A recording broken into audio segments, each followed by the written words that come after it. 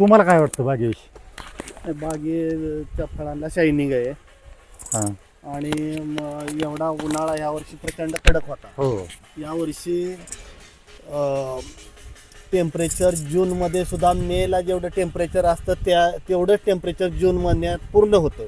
त्यामुळं प्रचंड उन्हाळा असून सुद्धा या ठिकाणी फळांना ग्लिजिंग चांगलं आहे, कलर चांगला आहे, डाग नाही, साईज चांगली झालेली आहे. नाहीतर आता इतर बागामध्ये साईजचा खूप प्रॉब्लेम आहे की साईज लोकांची झालेली नाही, पण या बागेमध्ये तुम्हाला साईज आणि कलर हे दोन्ही गोष्टी बघायला मिळतात.